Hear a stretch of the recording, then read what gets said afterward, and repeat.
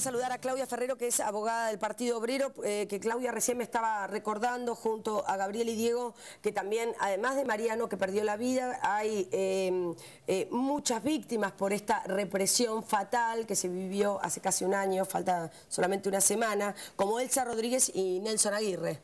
Sí. ¿Ustedes están? Ambos sufrieron impactos de... Nosotros estamos querellantes por ellos en la causa, ambos sufrieron impactos de bala. Elsa Rodríguez en su cabeza, a tal punto... Que estuvo en coma durante mucho tiempo. Y que sufre una hemiplegia, digamos, grave, que no va a llegar a un 100% posiblemente de recuperación. Ahora estamos festejando en las últimas semanas que ha logrado ponerse nuevamente de pie y dar sus primeros pasos, pero que su estado no es delicado de salud, pero sí la posibilidad de recuperación todavía. Sí. Y Nelson Aguirre, que tiene un proyectil de bala en una de sus piernas. En una de sus piernas, y que parte de la instrucción suplementaria va a ser la posibilidad de evaluar, extraer ese proyectil para sumar a la prueba de los ataques en que fueron sometidos. Bueno, Gabriel Solano, estabas en la protesta el día que mataron a Mariano. No, sí, no estaba en la protesta. Me avisaron por teléfono, ni bien sucedió. Creo que a ratito, cuando, bueno, pasó esto, no teníamos claro todavía... ¿Qué era lo que había pasado? ¿Qué era lo que había pasado? Y tampoco exactamente la salud de Mariano. Me llamaron, dijeron que estaba muy grave, y a ratito me volvieron a llamar con la noticia de que falleció. ¿Vos sos compañero de militancia, amigo de toda la vida de Mariano? Compañero de militancia, pero es casi toda la vida. Sí, claro. Pensé que Mariano milita que tiene 14 años. Sí. Y tan jovencito, ¿no? Entonces, nació en 1987. Es impresionante. Pablo de Francesco, el productor general de Será Justicia, me pone, claro, la información biográfica que ya está en Wikipedia. Mariano Ferreira Sarandí, 3 de junio de 1987. Por eso, es decir, vos ves de infancia, bueno, a los 14 años es un chico y ya había empezado a militar. O sea, que desde que pudo decidir algo a los 14 años, él se dedicó a militar en el Partido Obrero. Y en mi caso también. Entonces nos conocemos hace mucho tiempo, realmente fue un impacto muy duro. Bueno, Diego, me alegra mucho que estés aquí. Vos sos, bueno, autor del libro ¿Quién mató a Mariano Ferreira?, que recién lo mostrábamos en pantalla. Fuiste de los primeros, por lo menos yo como colega, que después te conocí personalmente, empecé como a prestar más atención al caso a partir de tu libro y a partir de enterarme también de todos los obstáculos que tuviste en la investigación y en la publicación del libro, o en que otros medios hablaran de este libro. ¿Por qué? ¿Por qué te interesó este caso? Mirá, creo que como a la mayor parte de la sociedad, el 20 de octubre, cuando asesinan a Mariano Ferreira, sentí una conmoción perturbadora e infinita. Sin embargo, lo que me decidió a escribir un libro sobre este tema fueron los acontecimientos del Parque Indoamericano. Sí. ¿Te acuerdas esa noche? A fin de año, claro, sí. Esa noche terrible en diciembre, ¿no? Sí. Digamos, donde otra vez había una cosa de tierra de nadie también. Violencia política. La federal y la metropolitana juntos acababan con la vida de 3 personas, 3 ocupantes del Indoamericano. Entonces, esa noche, ¿vos te acordás que daban los noticieros, los informes de los móviles, diciendo que los grupos de fascistas, de vecinos, exacto. Yo decía, esta violencia, ¿no? Está relacionada, tiene que estar relacionada con aquella violencia que también le costó la vida a Mariano Ferreira. Entonces me pareció que el oficio periodístico puede servir, la investigación puede servir para, en principio, ayudarme a comprender a mí qué es lo que pasaba, y probablemente ayudar a comprender a los lectores por qué ese retorno a la violencia política, por qué estas muertes, ¿no? Estos ataques fatales, represivos, de un lado de la policía, de otros a través de patotas sindicales, que lo que yo planteo en el libro son una expresión de la tercerización de la represión. Sí, claro. Porque el gobierno dice que no reprime.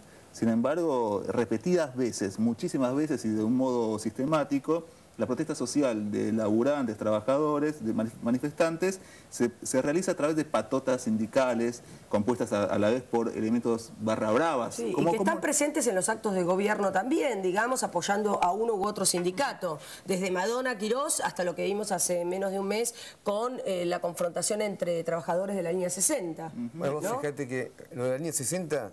De colectivos, sí. Claro, se da justo el 20 de septiembre, cuando se cumple 11 meses del asesinato de Mariano. Yo lo recuerdo. Y pasó algo similar, porque hubo tiros contra los trabajadores. Y fue una patota de quién, vinculada a la UTA, vinculada a la patronal de la 60. Y uno sabe que la UTA, la patronal de la 60, recibe por los subsidios del gobierno por el tema del gasoil. El sindicato está alineado también con el gobierno. Se vuelve a repetir un esquema similar al que tuvimos con la Unión Ferroviaria. Una empresa vinculada al gobierno con negocios y subsidios, una patota sindical vinculada al gobierno de diferente manera, y cuando un tiro impacta en una persona, cuando no, puede ser a veces casual. Pero lo cierto es que las patrullas están, que van armadas, que atacan a los trabajadores, y ese método que tienen de control, porque la línea 60, ¿qué fue? Hicieron una elección los trabajadores. Votaron un cuerpo delegado democráticamente. A la empresa y a la burocracia que dirige el sindicato de la UTA no les gusta, y lo quieren imponer por la fuerza. Claro. Acá pasa lo mismo.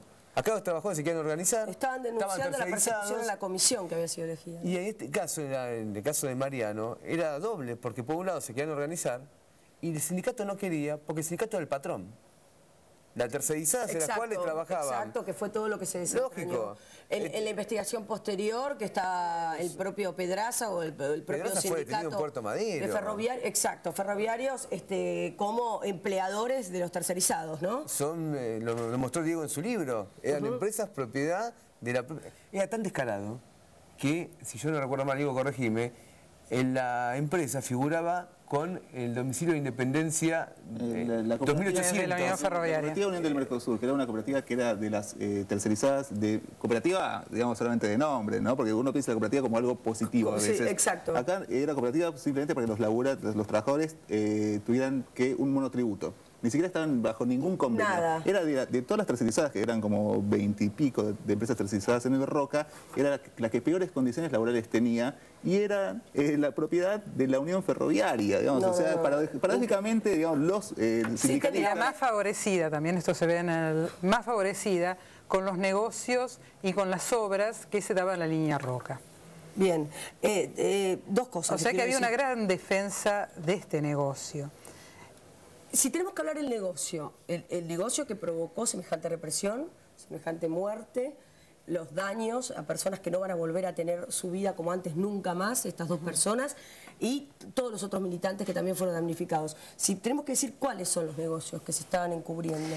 Acá hay una trilogía que es la burocracia por un lado, la empresa UOFE y la Secretaría de Transporte. Sí.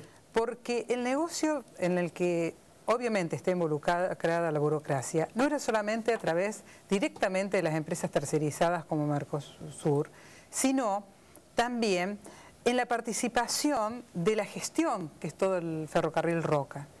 O sea, hay representantes de la Unión Ferroviaria y del Belgrano Cargas, y en todo lo que es la gestión de la UOFE también, representantes de UOFE, que aún hoy, después de que la dirección de la Unión Ferroviaria ha sido procesada y está detenida, siguen estando en esos lugares de poder. En las vías donde se aglutinó esta fuerza de choque, no solamente estaban los dirigentes de la Unión Ferroviaria que actuaron en el lugar del hecho bajo las órdenes de Pedraza y Fernández, sino también había miembros de UOFE. ¿Qué Fernández? Juan Carlos Fernández, que es el segundo de la Unión Ferroviaria en la línea, que está procesado y detenido en este momento. O sea que ¿cuántos detenidos? Hoy detenidos, ¿cuántos tenemos? 10. Hay 10 detenidos. Bien. José Pedraza y Fernández, que son la cúpula de la Unión Ferroviaria. Después todos los autores, digamos, materiales, que actuaron bajo la dirección de Pablo Díaz, que era de la Comisión de Control de la Unión Ferroviaria, y a esos grupos, digamos, de autores materiales se suma Favale, que es uno de los autores de los disparos, que no es ferroviario. No, es interesante lo que decías acerca del negocio. Digamos, de acá, de la Subsecretaría de Transporte Ferroviario, que depende de la Secretaría de Transporte, que dirige Juan Pablo Schiavi, la Subsecretaría de Transporte Ferroviario está dirigida por el nombre, ¿me acordás hacer? Antonio Luna. Antonio Guillermo Luna. ¿No? Esta persona es la que decide los subsidios que van a parar a UOFE. Uno de los hombres que entrevisté para el libro, que era liquidador de sueldos, gerente de liquidación de sueldos, decía que la plata que salía de la Subsecretaría de Transporte Ferroviario, cuando llegaba al bolsillo del trabajador, había disminuido en un 30%, en subsidios solamente. O sea, plata del Estado que desaparecía en el transcurso, en la cadena de pagos que se comían un 30%. Eso por un lado. Por otro lado, las tercerizadas no respetaban el convenio. Se les pagaba la mitad de los sueldos que cobra un trabajador ferroviario convencionalizado. Es un negocio enorme, dirigido, digamos, la suma de los subsidios lo decide este señor Luna, Sí. que es un hombre del aparato sindical, es un socio de Pedraza, que a pesar del crimen, a pesar de que se han descubierto estos negocios, él sigue cumpliendo funciones en el gobierno. Es un funcionario gubernamental, un hombre que es parte del aparato sindical de Pedraza, que a la vez está asociado en otras empresas, con otros dirigentes sindicales del Sindicato de la Fraternidad, y con, o sea, sigue recibiendo subsidios y repartiéndolos. Sigue repartiendo subsidios, pero a la vez tiene empresas en las que por ejemplo, cobran plata al Ministerio de Trabajo. La señalética del Ministerio de Trabajo y está, digamos, elaborada por una empresa en la que participan sindicalistas de la Fraternidad junto al subsecretario de Transporte Ferroviario. Hay negocios que siguen estando en pie, no han sido desmantelados a pesar de este crimen y a pesar de las pruebas que demuestran esta serie de negocios que fueron los que ocasionaron la decisión de atacar a fondo a los trabajadores. Sí, Gabriel. ¿Cómo llegamos a esto? El ferrocarril era estatal, se privatizó, lo desmantelaron. Y la burocracia sindical de Pedraza permitió que se desmantele, que se despida a todos los trabajadores. Y fue premiada con participar de un negocio residual, que es este ferrocarril que no funciona, que se viaja tan mal, que choca los trenes, que las barreras no andan. Y eso permitió que ahora tengan empresas tercerizadas, se los beneficie como parte del negocio. En el medio pasó Tacelli, en La Roca, que vació más todavía. Y cuando ya se tuvo que ir Tacelli porque la estafa era completa, arman esta UOFE, en la cual componen con plata del Estado, porque la plata es del Estado, pero sin embargo el ferrocarril sigue siendo privado. La UOFE es una empresa privada. Yo recuerdo en el 2003 cuando asumió Néstor Kirchner que una de las banderas de Kirchner como presidente era recuperar el Pero no lo hizo, y lo que hizo, pero acá estamos en lo peor de todo, porque el tren sigue siendo privado, pero la plata la pone el Estado. ¿Cuál es la gracia? Si el tren es privado, debería funcionar bien. Está subsidiando el Estado. Y la recaudación tendría que venir del servicio bueno que se preste. Acá no. Acá tenemos un tren privado y la plata la pone el gobierno. Por lo tanto, el servicio es pésimo y el beneficio que cobra la empresa viene de los subsidios. Entonces, ¿quién importa un subsidio como la gente? Ahora, una cosa solamente, la empresa no paga ni un solo peso de los salarios de los trabajadores, ni un solo peso. O sea, se está pagando con los subsidios del Estado. Es pura ganancia para los privados, es una cosa, yo me acuerdo con lo que vos decías. En 2007, cuando se formó UGOFE, yo dije, qué bueno, se estatizó el ferrocarril. No es cierto, o sea, se cargó sobre el Estado el peso de los gastos y los beneficios. No, yo me acuerdo porque en su momento también me tocó hacer con la Comisión Salvemos al Tren, etcétera, todo el desmantelamiento, cómo se estaban robando para un programa de televisión que yo trabajaba, como se estaban robando las vías del tren, todos materiales, y cuando asumió Kirchner, y me acuerdo que inauguró incluso algunos tramos en distintas provincias, uno estaba contento porque dice, bueno, se recupera un capital tan valioso para todos nosotros. Al revés, date cuenta de lo siguiente, te comento lo siguiente. Una vez que se crea esta empresa, UGOFE, hasta ese momento, por una serie repetida de lucha de los trabajadores, se había impedido la tercerización. Se crea UGOFE con el aval de Néstor Kirchner. La Unión Ferroviaria misma va al Ministerio de Trabajo para pedir que ingresen las tercerizadas al ferrocarril. Y ahí se da esta eclosión de 20 y pico de empresas con el aval del gobierno, del Ministerio de Trabajo, de los sindicalistas, que son empresas constituidas para por estos mismos sindicalistas que se beneficiaron en pos de la bandera de los trabajadores. Mirá qué curioso. Los sindicalistas registran la empresa Unión del Mercosur en agosto de 2007. En octubre van al Ministerio de Trabajo para pedir que ingresen las tercerizadas. Previsores, crearon la empresa. Estaba todo hablado. Todo preparado. Claro. Esta ligación entre el Estado y el negocio también se expresa en el crimen de Mariano. O sea, la acción de la patota fue garantizada y legitimada por la Policía Federal actuando en ese momento. Así como el Estado sigue sosteniendo quienes hacían los negocios, como Antonio Luna, que sigue en su lugar, también de alguna forma sigue sosteniendo los que ahora están imputados en la causa por las responsabilidades policiales. La mayoría de los responsables policiales, como Lompisano, que si bien ha sido separado de la Policía Federal, sigue siendo defendido por asuntos legales de la Federal. O sea, la Policía Federal, asuntos legales, está defendiendo a policía separado de la causa y acusado por la responsabilidad. Había también toda una duda, incluso se especulaba, corríjame los tres, que habían esperado que llegaran a Capital para que la muerte o la represión se diera en Capital. ¿Cómo matan a Mariano y cómo comienza la represión y cómo se dan los hechos? Los hechos ya digamos, había terminado el intento... Yo me acuerdo que yo estaba en el noticiero Sí, hay una movilización pacífica. Y los chicos del Partido Obrero estaban permanentemente avisando a los medios, vamos a ir a tal lugar, vamos a protestar, o sea, no fue nada sorpresivo. La idea era que a través de la publicidad de los medios, era obtener una protección. Exacto. Que una medida pública filmada a una patota criminal le puede poner un límite, cosa que no sucedió porque atacaron incluso adelante de varios medios de comunicación que registraron toda la escena. Esto demuestra también que ellos piensan que tienen una impunidad total, porque quien actúa a ojos vista, delante de los medios de comunicación, armados, y la impunidad la tenían. La tenían, porque el gobierno, cuando sucedió esto inmediatamente, yo no quiero dejar de decir, la presidenta Cristina Kirchner pronuncia un discurso, y en vez de condenar el asesinato, dice que cuando los chicos de la FUBA van al Ministerio de Educación, acá en Palacio Pisurno, y entran a hacer un empujón, termina así las cosas. Al Partido Obrero reclamamos una reunión pública en su momento, desde Plaza de Mayo. Se la reclamaron a la presidenta. Lógico, porque acá hay un problema político, esto no es un crimen particular. No. Acá hay un crimen político, hay una burocracia ligada al poder. Acá no estamos hablando de la patota de River, con los Schenker y la otra patota. Acá hay un Estado que interviene, que sostiene una empresa, un dirigente sindical ligado a la propia presidenta. Cristina Kirchner fue a inaugurar la nueva sede de la Unión Ferroviaria y dijo que Pedraza era el sindicalista que trabajaba, era su modelo, con lo cual el gobierno hizo lo imposible para garantizar la impunidad. No lo logró solo porque hubo una marcha de 80.000 personas en la Plaza de Mayo y en todo el país hubo una reacción del pueblo argentino vastísima, porque el pueblo argentino, hay que decirlo, está harto de la burocracia sindical, harto.